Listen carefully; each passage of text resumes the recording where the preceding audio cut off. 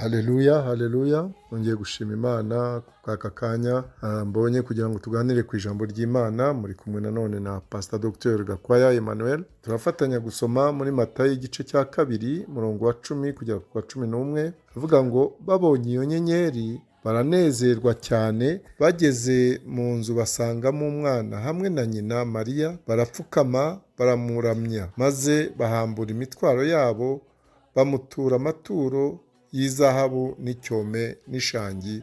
Amen. uyu munsi abari mu mwijima baviriwe n'umucyo, n'abari barushye abatura imitwaro y'ibyaha byabo. Hano turabona abanyabwenge bavuga ko ari batatu, ariko ntawe uzi umubare wabo ahari. Impamvu bavuga batatu nuko harimo amaturo ubwoko butatu nk'uko twabubonye.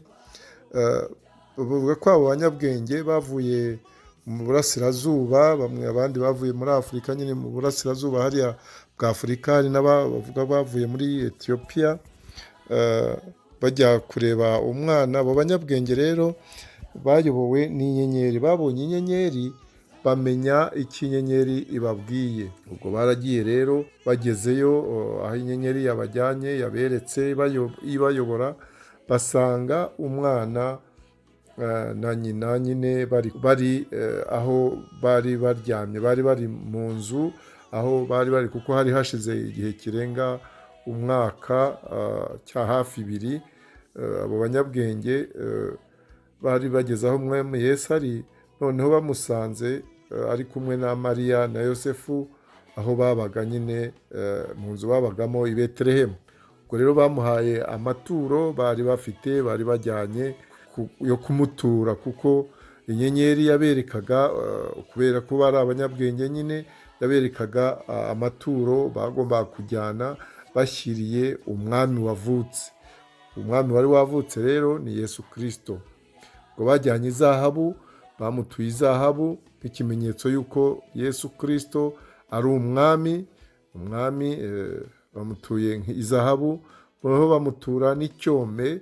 Icyome ni nka ya mibavu bakunda gukoresha mu kiliziya.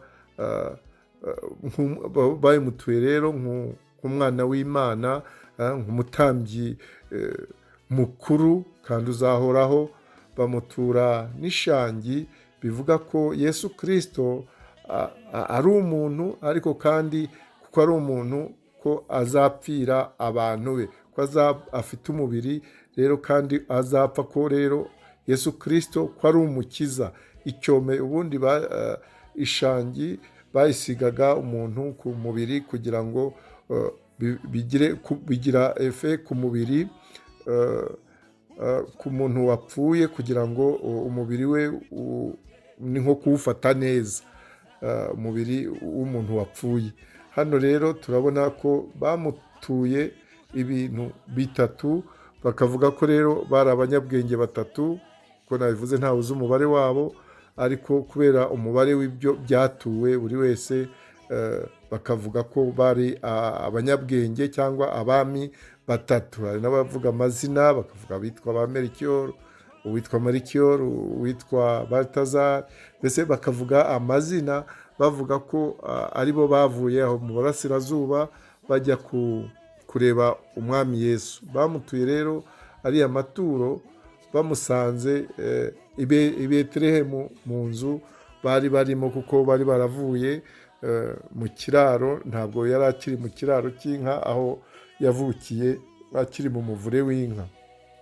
Hano rero turabona yuko iyo Imana ikweretse, ikuhaye ikimenyetso, ubwo cyagombye kukunezeza, ahubwo uretse kukunezeza ugashaka kumenya icyo Imana ishaka kukubwira muri icyo kimenyetso, nk'uko ugakurikira kugira ngo ushobore kumenya icyo Imana ishaka kukubwira cyangwa ishaka kukwereka. Niyo mpamvu rero nabo bakomeje bakareba iyo nyenyeri, noneho irabajyana ibageza aho bagomba kugera, igenda ibayobora, iberekaho umwami ari, umwami Yesu yavukiye. Ibyo rero icyo natwe twakwibaza, iyo turamya, iyo dutura Uwiteka Imana yacu, umutura kubera iki? Tumutura kubera uwo ari we, kuko ari umwami. Kandi rero twishimira yuko yavukira muri twe buri munsi, kandi tukagira amaturo iteka yo gutura umutima wacu buri gihe umwami Imana, kugira ngo awunezererwemo, kuko umubiri wacu niho umwuka wera aba, niho na Yesu aba, umwuka wera haba muri twebwe, nirwo rusengero rw'Imana. Uwiteka rero abane natwe, abane namwe kandi, kugira ngo Yesu akomeze kuvukira muri twe, mu izina rya Yesu, amen, amen, amen. azakiza indwara zananiranye